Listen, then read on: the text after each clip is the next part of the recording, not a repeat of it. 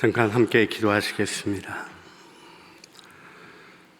말씀하시는 주님, 말씀을 열어 비추시는 성령님, 우리를 부르시고 사명을 주시며 거룩한 뜻을 이루시는 아버지 하나님, 성삼위 하나님의 이름을 찬양합니다. 저희들은 오늘 주님 말씀 앞에 섭니다. 부족한 사람이 서서 주님의 말씀을 전합니다.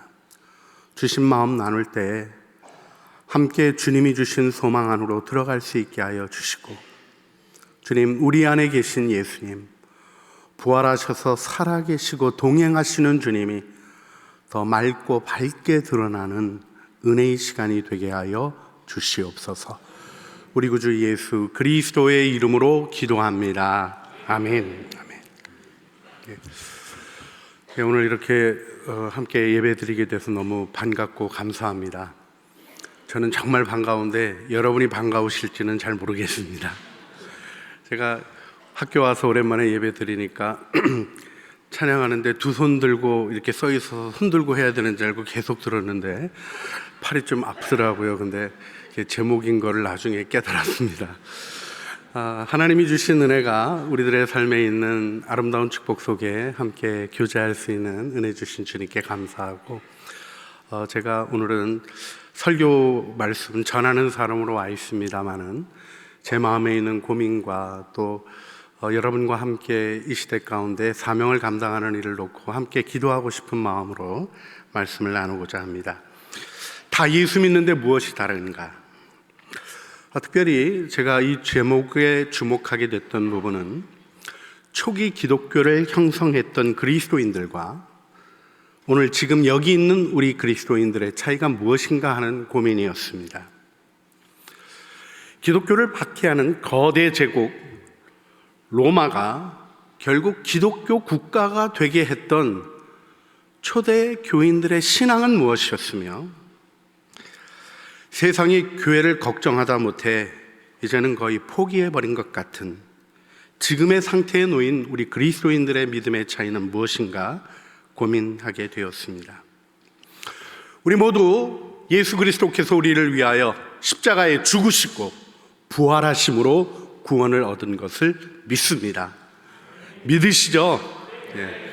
이런 때 아멘 신통치 않게 하시면 교회 아마 가기 어려우실 수 있습니다. 열심히 우리가 아멘 합니다. 고백합니다.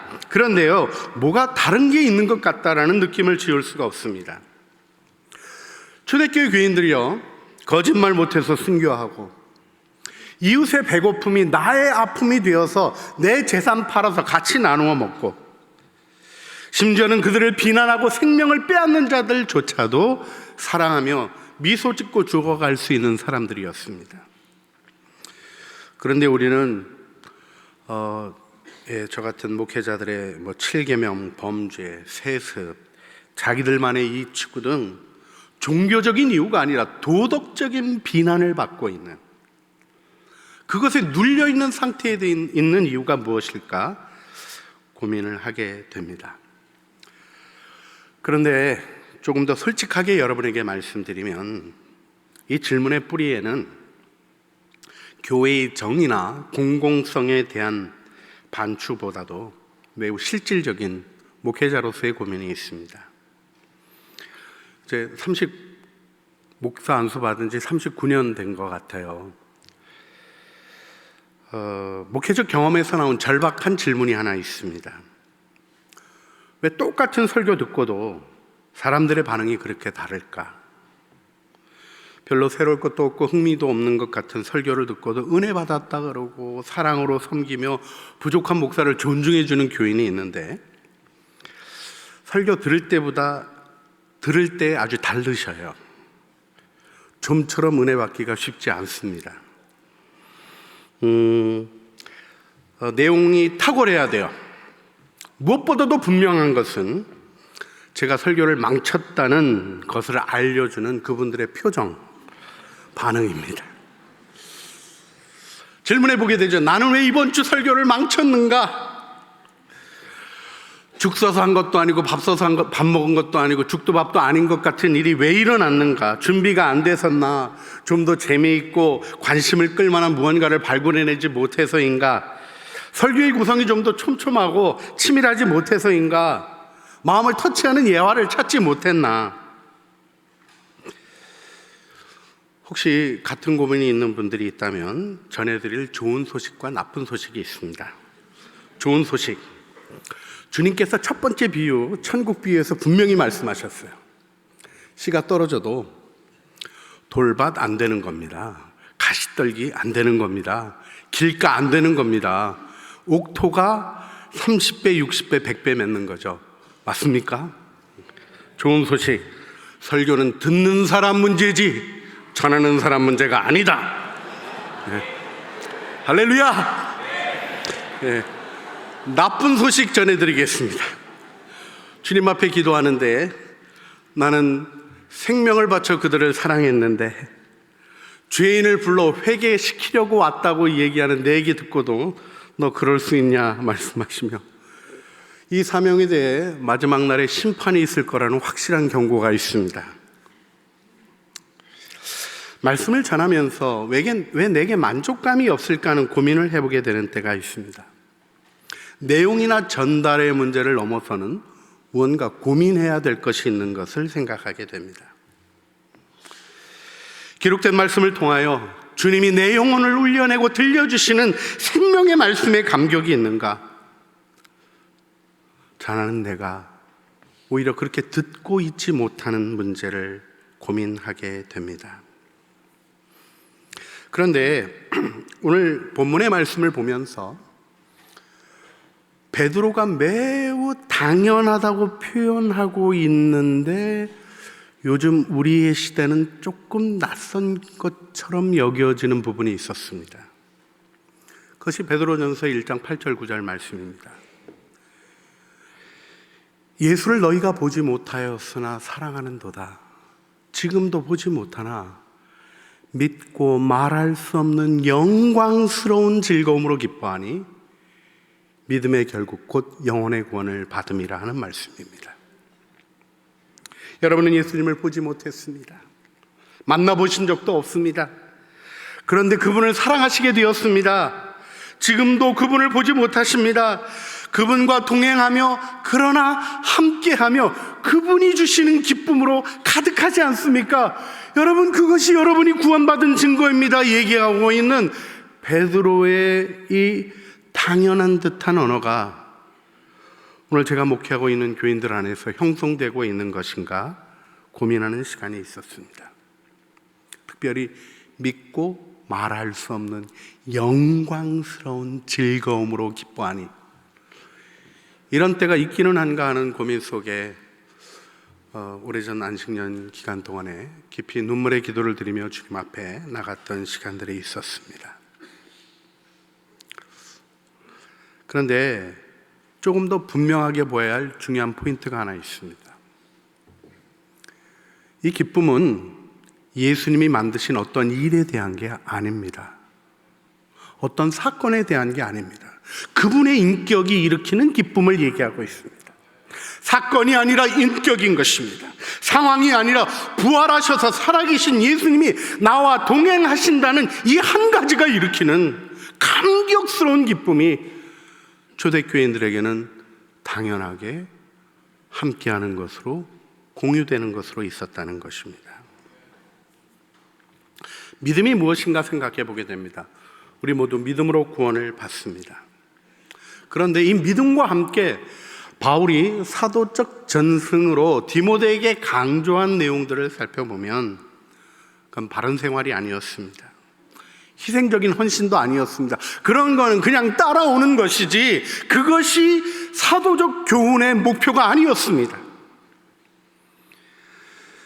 디모데전서 1장 5절 말씀입니다. 이 교훈의 목적은 청결한 마음과 선한 양심과 거짓이 없는 믿음에서 나오는 사랑이거늘. 그렇습니다. 우리는 마음을 잃어버린 것은 아닐까요? 초대교회가 거대 로마 제국을 움직인 그 선한 일들, 그래서 바실리아 같은 병원, 도시들이 갑바도기아의 교부 바질에 의해서 세워지고 팬데믹이 일어나서 죽어져가는 상황 속에서도 자기들 가족을 버리지 않고 돌볼 뿐 아니라 곁에 있는 알지 못하는 사람들까지 돌보다 죽어갔던 그 그리스도인들의 선한 일은 바로 그들의 마음, 선한 양심으로부터 나온 것은 아니었을까요? 제럴드 시처의 회복력 있는 신앙이나 로드니 스타크 같은 학자들의 초대의 기독교의 발음 같은 연구들 속에서 얘기하고 있는 것은 우리랑 다른 종자들이 있었다는 얘기입니다. 그런데 그것은 그들이 무슨 타고난 훈련을 받았기 때문에, 그들이 무슨 탁월한 종교적 체험을 했기 때문에가 아니라 부활하셔서 살아계신 예수님, 우리의 믿음의 기초로 고백하고 있는 그분이 그들의 삶을 잡아 이끌고 계시는 생생한 현실이 있었다는 사실입니다. 고민하게 됩니다. 살아계신 주님과 생동감 있는 동행을 하고 계십니까? 질문하고 싶습니다. 여러분, 예수 믿고 나면 죄짓기가 어려워요, 쉬워요? 조심해서 대답하셔야 됩니다. 뒤통수를 크게 맞을 수 있죠. 이 분위기쯤 되면 죄짓기가 쉽다는 겁니까? 어렵다는 겁니까? 그것도 안 되시면 학점 따기가 어려우시겠습니다. 예. 사실 예수 믿고 죄짓기가 쉽습니까? 어렵습니까? 어려운 거예요.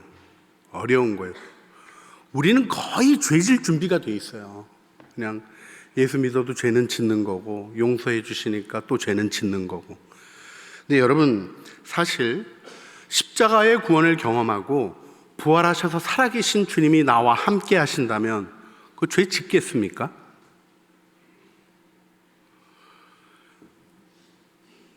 신대원 동료들이 옆에서 보기만 해도 못할 짓이 많잖아요. 예, 그런 일 중에는 벌써 많이 극복하신 것 같습니다. 예. 총장님 따라다니는데 빤히 쳐다보는데 여러분 생각하고 있는 소위 내 죄라고 생각하는 거 할 수 있겠습니까? 우리 장신대는 컨닝이 없다고 확신하고 있습니다만, 혹시라도 컨닝한다면 선생님 쳐다보는데 하는 게 어려워요, 쉬워요? 너무나 어려운 거죠. 사실요, 우리가 솔직히 고백해야 될 거 있습니다. 예수 안 믿는 겁니다. 예수님이 나와 함께 계신다는 걸 믿는데 어려운 일 보고 그냥 넘어갈 수 있습니까? 그들을 위하여 죽으신 예수님이 계신데 죄의 유혹이 암만 강해도요, 체면 때문이라도 못할 일을 하겠습니까? 드러나면, 알기라도 하면, 교인들이 보기라도 하면 꼼짝 못할 그 죄를 짓겠습니까? 죄를 지을 때 우리가 먼저 하는 게 있습니다. 그 마음을 어둡게 하는 거죠. 우리는 깜깜한 데서 죄 짓습니다. 초기 그리스도인들의 정말 다른 모습은 무엇이었냐면 그들에게 밝고 아름다운 마음이 있었다는 겁니다. 선한 양심이 살아있었던 거예요. 여러분, 우리가 제국의 첫 번째 박해, 네로의 박해를 알고 있습니다. 그 박해했던 자리가 지금 바티칸이 되어 있죠. 베드로의 무덤이 베드로 성당이라는 이름으로 너무나 화려하고 너무나 아름답게 지어져 있는 광경을 지금도 가면 볼 수 있습니다. 근데 여러분, 네로의 박해가 내용적으로 무엇이었습니까? 그건 신앙 때문에 일어난 순교가 아니었습니다.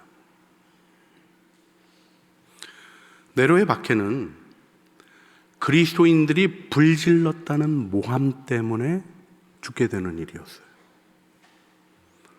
자, 그런데 그리스도인들을 어떻게 적발했을까요? 조금 그 시대를 상상해 보면 대략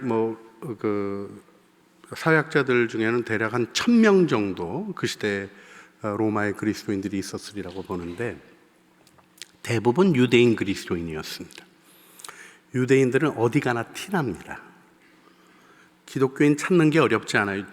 유대교는 주데아라는 그들의 식민지에 인정된 종교였고, 이단이라고 생각하는 기독교인들을 교활한 네로가 지목한 거죠. 불로 심판이 임한다고 얘기했던.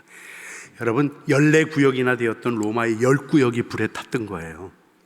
로마의 황제들의 좀 찬란했던 유산들이 다 잿더미가 돼버린 겁니다. 사람들의 분노가 치솟으니까 교활한 네로는 누구를 어떻게 해야 될까를 빨리 계산한 겁니다.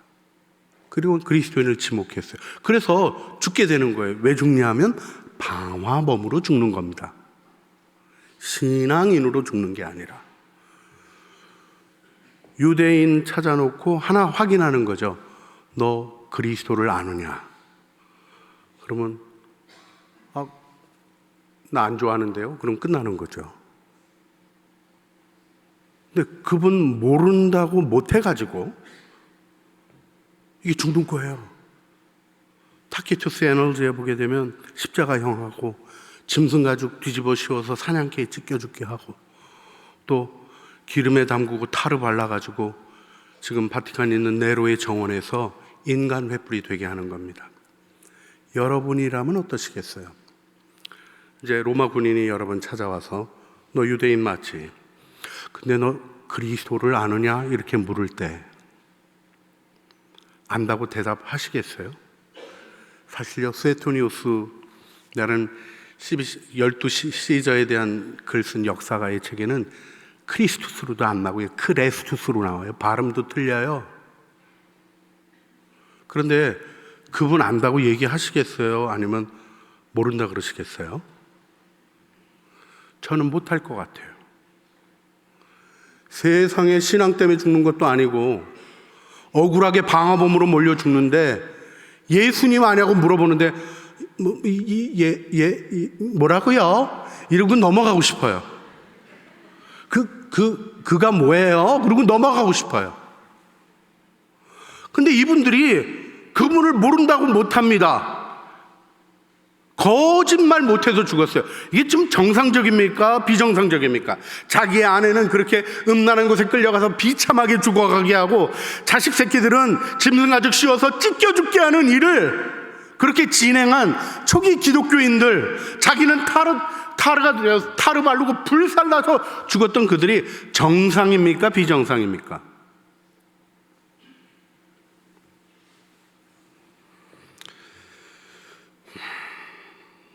적어도 저는 그렇게 못할 것 같아요. 그런데 아마 그 당시 그리스도인들이 다음날 아침 네로의 정원에 숯감댕이가 돼 있는 자기 교회 김집사를 본 거죠. 거짓말 안 하고 죽은, 예수님 모른다는 얘기 못 해가지고 죽은 자기 교회 김집사 본 거예요. 여러분, 그러면 나 신앙생활 잘해야지 하는 마음 들까요? 나 같은 놈은 때려쳐야 되겠다는 마음 들까요? 제가 생각하기엔 아마 두 번째였을 겁니다. 이 이야기가 사실은 복음서에 나오는 이야기들입니다. 여러분에게 질문해 보고 싶어요. 로마시에 교회를 이어갔던 사람들은 누굽니까? 그 신앙을 이어갔던 사람들은 순교자입니까? 배교자입니까? 가끔 애들이 그러더라고요. 순교자요. 애들이라 그래요. 순교자는 죽었어요. 이어갈 게 없습니다. 하늘에 가셔서 영광스러운 모습으로 있는 거예요. 여러분, 우리가 기억해야 될 게 있습니다. 기독교를 이어온 모든 그리스도인들은 배교자 출신들입니다. 우리도 신사참배를 결의했던 총회를 가지고 있는 교단의 후예들입니다. 6.25 때 이쪽 저쪽 왔다 갔다 할 때 양심 바른 사람 다 죽었습니다. 이쪽 오면 대한민국 만세, 저쪽 오면 공산주의 만세, 자기가 무슨 만세 하는 거에 대해서 아무런 양심에 꺼리낌 없는 사람들이 살아남아서 피가 이어져 온 분들이 대부분이에요.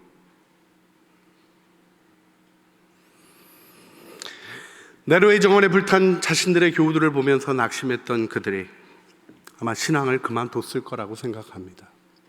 그런데 어느 날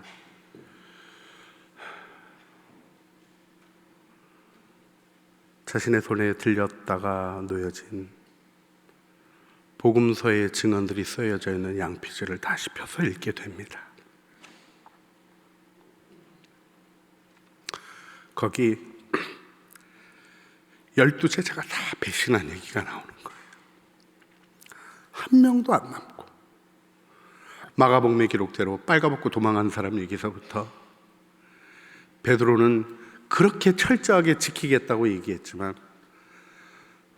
다 굴기 전에 주님을 3번이나 부인하고 그걸로 끝나지 않고 자기의 안전을 보호받기 위해서 예수님을 저주했던 얘기까지 기록되어 있습니다. 그런데 더 놀라운 것은 부활하신 주님이 제자들에게 나타나셔서 그 밤 얘기를 하지 않으시는 거예요. 너 나 버리고 도망갔었지 하는 도망자도 안 꺼내시고 배신자도 안 꺼냅니다. 베드로에게 당 얘기도 안 하십니다. 그리고는 그 소중한 복음을 그들에게 맡기시며 복음을 전해라. 내 가장 소중한 복음 너희들에게 맡긴다는 용서와 사랑을 경험한 것입니다. 여러분, 우리가 이 시대를 살아갈 수 있는 이유가 오늘 우리의 과거를 묻지 않으시고 우리의 마음의 배신, 예수님이 살아계시다고 얘기하면서도, 예수님이 내 안에 계시다고 고백하면서도, 심지어는 간증까지 해놓고서도 뻔뻔하게 죄를 짓고도 그 죄 모른다고 넘어가려고 했던 우리들을 여전히 사랑하시는, 그리고는 복음을 맡기기를 기꺼워하시는 그분의 사랑에 우리의 소망이 있는 거 아닐까요? 선한 양심, 착하고 좋은 마음의 강조는 디모데전서 1장 19절에 보게 되면 믿음과 착한 양심을 가지라. 어떤 이들은 이 양심을 버렸고 그 믿음에 관하여는 파선하였느니라. 믿음의 배가 출범했는데 선한 양심이 상실되면 파선한다고 하네요. 그런데 우리는 이 마음을 다루는 일을 혹시라도 소홀하게 하고 있지는 않는가요?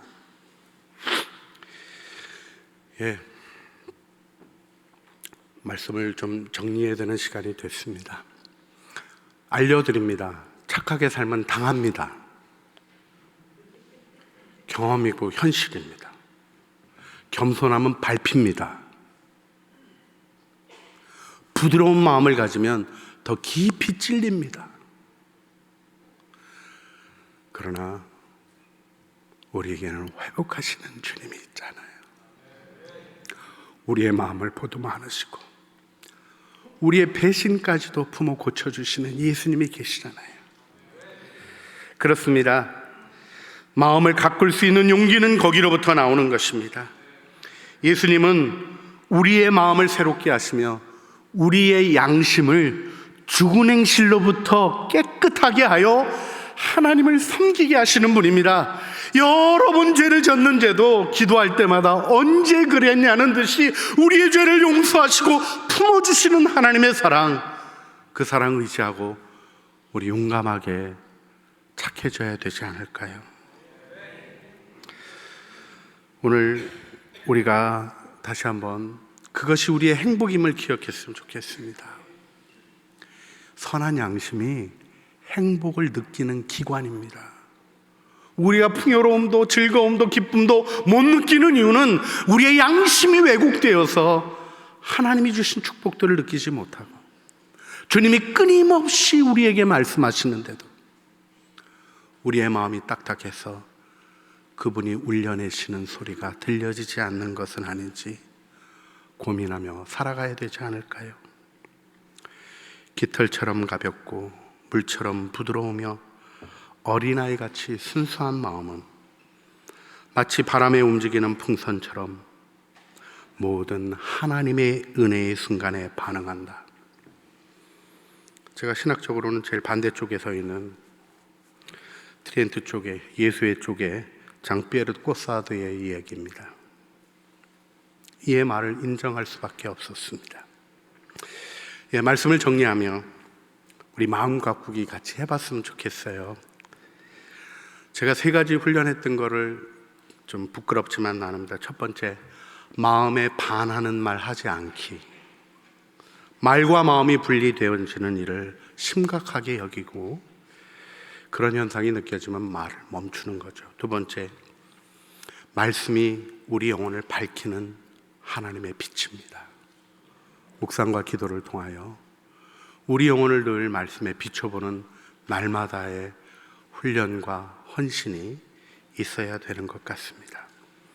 또 하나 좋은 방법은 스피리추얼 저널, 기록해 보는 것입니다. 기록은 마음의 생각을 길어냅니다. 내가 무슨 생각을 하는지 보게 합니다. 이제 우리 주님 앞에서 우리의 삶을 다시 보기를 원합니다. 찬송하리로다. 베드로는 감격하고 있어요.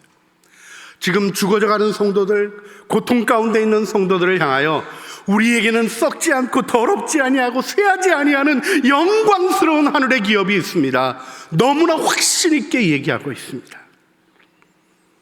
우리가 과거에 매여 있는 삶이 아니라 생생한 소망의 길을 걸어가는 믿음의 식구들이 되기를 간절히 소원합니다.